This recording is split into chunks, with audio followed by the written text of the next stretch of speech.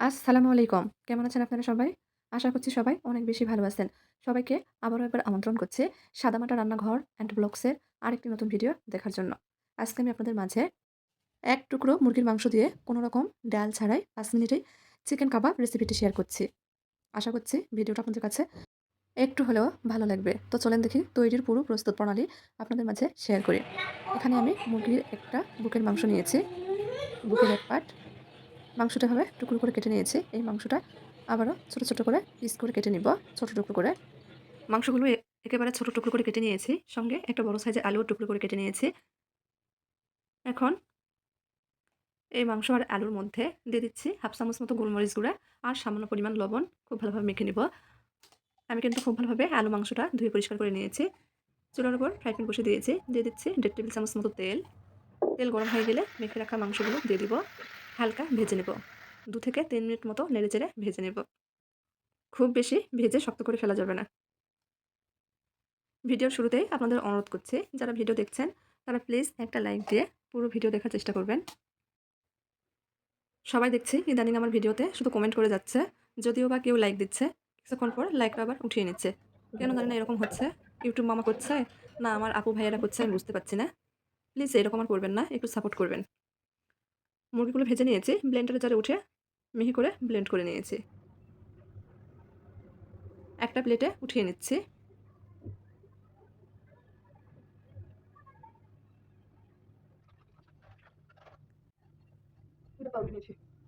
ওই একই ব্লেন্ডারের জারের মধ্যে আমি ২ থেকে ৩ পিস মতো পাউরুটি দিয়ে দিচ্ছি।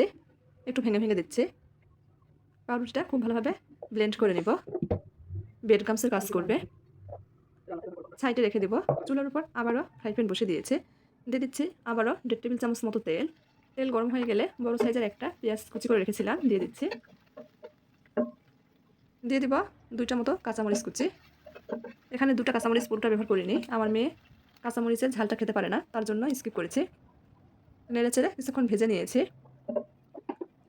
যখন নরম হয়ে গেছে দিয়ে দিচ্ছি স্বাদ মতো লবণ। 1/2 চামচের একটু বেশি পরিমাণ গুঁড়া মরিচ, 1/2 চামচ হলুদ গুঁড়া, 1/2 চামচ ভাজা জিরার গুঁড়া, ধনিয়ার গুঁড়া, 1/2 চামচ আদা রসুন বাটা আর 1/2 চামচ মতো গরম মসলার গুঁড়া। মসলা ভালোভাবে কষিয়ে নেওয়ার জন্য সামান্য পরিমাণ পানি ব্যবহার করছি। মসলা থেকে তেল ভেসে উঠেছে। দিয়ে দিচ্ছি পেস্ট করে রাখা মুরগির মাংস। এখন খুব বেশি সময় রান্না করার প্রয়োজন নেই। একটু নেড়েচেড়ে মিশিয়ে নিলেই হবে। মোটামুটি আবারও ২ থেকে ৩ মিনিট মতো রান্না করে নেব। মিশিয়ে নিয়েছি। একটা প্লেটে উঠিয়ে নিচ্ছি। ঠান্ডা করে নিব। ঠান্ডা হয়ে গেছে। এখন এর মধ্যে আগে থেকে গুঁড়া করে রাখা পাউরুটিগুলো দিয়ে দিব। পাউরুটির গুঁড়াটা ব্যবহার করছি। খুব ভালোভাবে মেখে নিব। এক টুকরো মাংস দিয়ে বেশ অনেকগুলোই কিন্তু চিকেন কাবাব হয়। তাও আবার কোনোরকম ঝামেলা ছাড়াই ঝটপট তৈরি করে নেওয়া যায়। এখন এর মধ্যে দিয়ে দিচ্ছি বেশ কিছুটা ধনিয়া পাতা কুচি। খুব ভালোভাবে মেখে নিচ্ছি। এখন অল্প, অল্প করে হাতে নিয়ে নিচ্ছি কাবাবের ডো। নিয়ে খুব ভালোভাবে কাবাবের শেপ দিয়ে নিচ্ছি।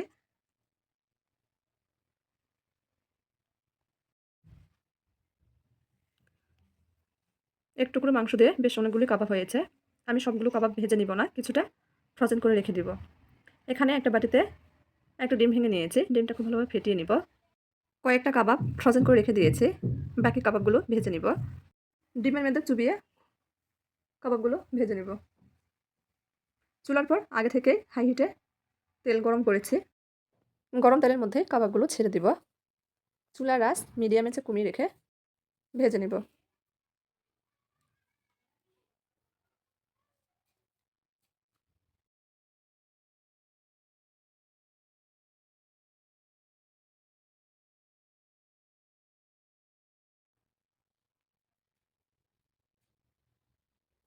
এক পাশে হালকা হয়ে গেলে উল্টিয়ে দিব। এভাবে কয়েকবার উল্টিয়ে পাল্টিয়ে ভেজে নিব।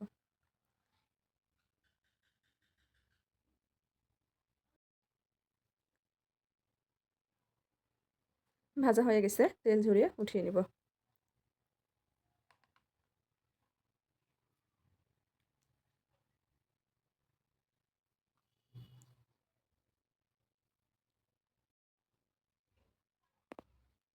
পরিবেশন করে নিয়েছি। দেখেন, খেয়ে কেউ বুঝতেই পারবে না যে আমরা কাবাবগুলো তেল ছাড়া তৈরি করেছি। এভাবে ৫ মিনিটে তৈরি করে নিতে পারেন। আবার এই কাবাবগুলো সংরক্ষণ করে ১৫ দিন থেকে ১ মাস পর্যন্ত খাওয়া যাবে। মাত্র হাফ কাপ সুজি আর ১ টি আলুতে মজাদার নাস্তা রেসিপি নিয়ে হাজির হয়েছি। এটাকে আপনারা পিঠাও বলতে পারেন। উপরটা মুচমুচে, ভিতরে একদম নরম। ছোট থেকে বড় সবাই অনেক পছন্দ করবে। কাউকে খাওয়ালে আবারও রিকোয়েস্ট আসবেই, এতটাই মজার। তো চলেন দেখি তৈরির পুরো প্রস্তুত প্রণালী আপনাদের মাঝে শেয়ার করি। চুলার উপর ফ্রাই প্যান বসে দিয়েছি। চায়ের কাপের মেপে ১ কাপ মতো পানি দিয়েছি। স্বাদ মতো লবণ, ১.৫ চামচ মতো চিলি ফ্লেক্স ব্যবহার করছি। ঝালটা একটু বেশি পরিমাণে দিলে খেতে বেশি ভালো লাগে আমার কাছে। অপেক্ষা করব পানির মধ্যে খুব ভালোভাবে বলক আসা পর্যন্ত। বলক চলে এসেছে। এখানে দিয়ে দিচ্ছি ধনিয়া পাতা কুচি। এখানে প্রায় ২ টেবিল চামচ মতো ধনিয়া পাতা কুচি ব্যবহার করছি। একটু নেড়েচেড়ে মিশিয়ে নিব।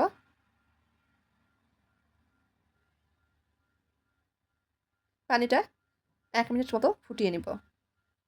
ফুটানো হয়ে গেলে এখানে যে কাপ দিয়ে মেপে পানি ব্যবহার করেছি সেই কাপেরই হাফ কাপ মতো সুজি দিয়ে দিচ্ছি। সুজিটা কিন্তু একবারে দেইনি, উপর থেকে দিচ্ছি আর এভাবে নেড়েচেড়ে মিশিয়ে নিচ্ছি। এতে করে সুজি কিন্তু দলা পেকে যাবে না। আর অবশ্যই এই সময় চুলার আঁচটা লোহিটা করে রেখে ডো তৈরি করে নিতে হবে। আমরা সুজির ডো তৈরি করে নিচ্ছি।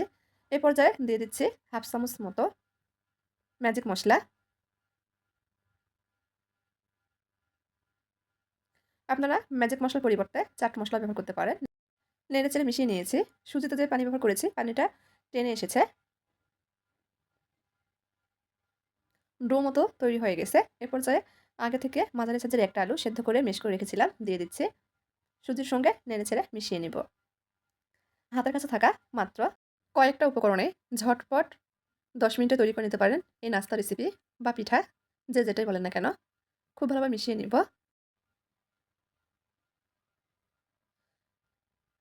অবশ্যই কিন্তু এই কাজটা চুলার লোহিটা করে করতে হবে, আবারও বলছি। তা না হলে নিচে থেকে পুড়ে যাবে। সুজি খুব দ্রুত লেগে যায় নিচে। ডো তৈরি করতে করতে বরাবরের মতো আপনাদের অনুরোধ করছি, যারা ভিডিও দেখবেন তারা প্লিজ একটা লাইক দিয়ে ভিডিওটি দেখার চেষ্টা করবেন।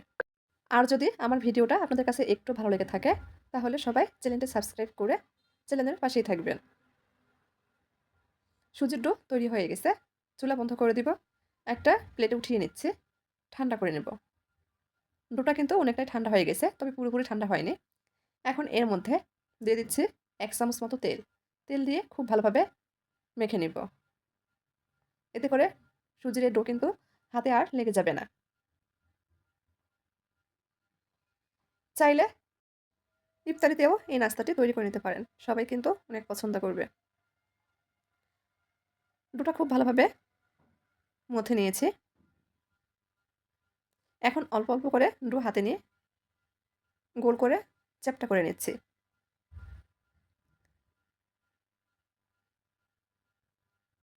একটা নাস্তা তৈরি করে নিয়েছি। এভাবে সবগুলো নাস্তাই তৈরি করে নিব।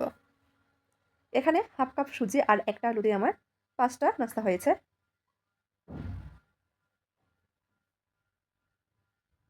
এখন এগুলো ভেজে নেওয়ার পালা। চুলার উপর আগে থেকেই তেল গরম বসিয়ে দিয়েছি। অবশ্যই এই নাস্তাগুলো বা পিঠাগুলো ভেজে নেওয়ার ক্ষেত্রে তেলটা ধোয়া ওঠা গরম করে নিতে হবে। কুসুম গরম তেলে এই নাস্তাগুলো ছাড়া যাবে না, সেক্ষেত্রে নিচে লেগে যাবে। তেল ধোয়া ওঠা গরম হয়ে গেলে তৈরি করে রাখা নাস্তাগুলো দিয়ে দিব। এই পর্যায়ে চুলার আঁচ মিডিয়াম আঁচে কমিয়ে রাখবো। এক পাশে হালকা কালার আসলে উল্টে দিব। উল্টে পাল্টিয়ে একটু সময় নিয়ে উপরটা মুচমুচে করে ভেজে নিব।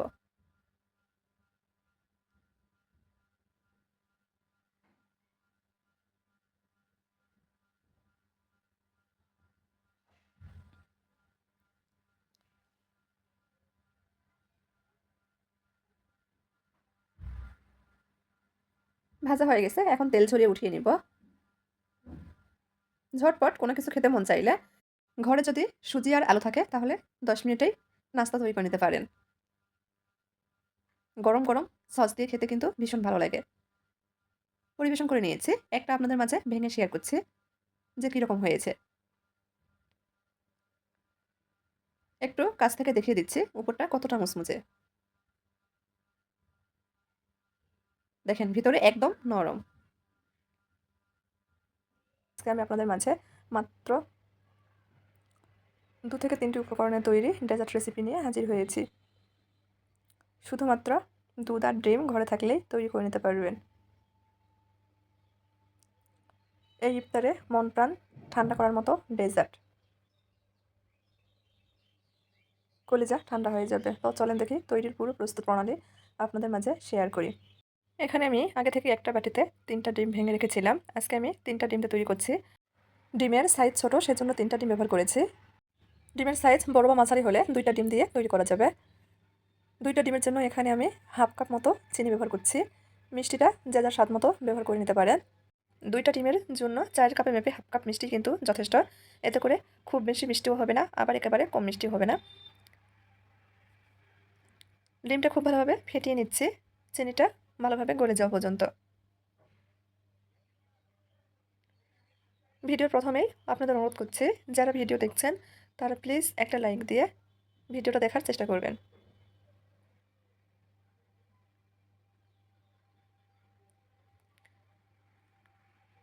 ডিমটা খুব ভালোভাবে ফেটিয়ে নিয়েছি।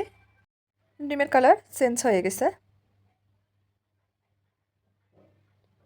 চিনিটা খুব ভালোভাবে গলে গেছে।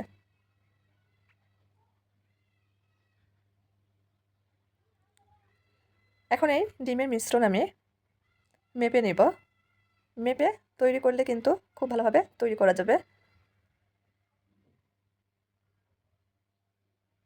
ডিমের মিশ্রণ আমি এরকম একটা গ্লাসের মধ্যে ঢেলে নেব।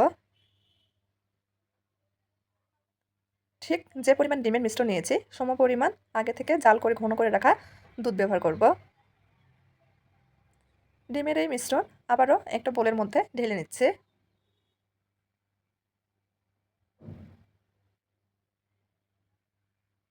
দিচ্ছি সমপরিমাণ আগে থেকে জাল করে ঘন করে ঠান্ডা করে রাখা দুধ। দুধটা অবশ্যই এখানে ঠান্ডা করার পর ব্যবহার করতে হবে, তা না হলে গরম দুধ ব্যবহার করলে ডিম সঙ্গে সঙ্গে দলা পেকে যাবে।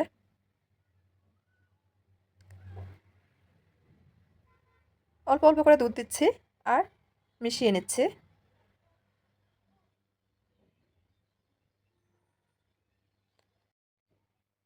ইফতারিতে এমন একটি ডেজার্ট রেসিপি থাকলে মন প্রাণ কলিজা সত্যিই কিন্তু ঠান্ডা হয়ে যাবে। তৈরি করার কোনো ঝামেলা নেই, 10 মিনিটেই তৈরি করে নেওয়া যায়। ডিম দুধের পুডিং। এখানে কিন্তু কোনো প্রকার ক্যারামেল ব্যবহার করব না, সাদাই রাখবো। এই পুডিংটা আমি এরকম একটা বাটিতে করে তৈরি করব। বাটিতে আগে থেকেই তেল মাখিয়ে নিয়েছি, যাতে পুডিং তৈরি করার পর খুব সহজেই বেরিয়ে আসে। পুডিংয়ের মিশ্রণ বাটিতে ঢেলে দিচ্ছি। যে পরিমাণ ডিম দুধের মিশ্রণ নিয়েছি এখানে আমার একটা পুডিং হয়ে সামান্য পরিমাণ মিশ্রণ বেঁচে গিয়েছিল। চুলার পর ফ্রাই প্যান বসিয়ে দিয়েছি। টিস্যু দিয়ে দিচ্ছি। পুডিংয়ের বাটি এখানে বসিয়ে দিব যাতে নড়াচড়া না করে। দিয়ে দিচ্ছি পর্যাপ্ত পরিমাণ পানি। পুডিংয়ের বাটিটা টিস্যুর উপর খুব ভালোভাবে বসিয়ে দিব, এতে করে বাটিটা নড়াচড়া করবে না। ঢাকনা দিয়ে ঢেকে দিব। ঢাকনার যে ছিদ্র থাকবে সেটাও কিন্তু টিস্যু দিয়ে বন্ধ করে দিতে হবে। ঘড়ি ধরে 15 থেকে 20 মিনিট মতো জাল করে নিব বা পানির ভাপে ভাপিয়ে নিব। প্রায় 20 মিনিট পর প্রথমে যে ঢাকনাটা ব্যবহার করেছি ফাঁকা থাকছে, সেজন্য অফ ক্যামেরাতে ঢাকনাটা পাল্টিয়ে নিয়েছি। 20 মিনিট পর একটা কাঠি দিয়ে দেখছি পুডিংটা হয়েছে কিনা।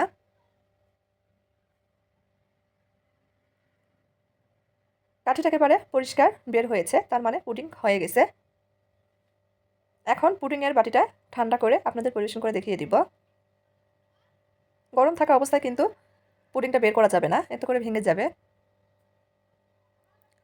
সেজন্য অবশ্যই ভালোভাবে ঠান্ডা করে নিতে হবে।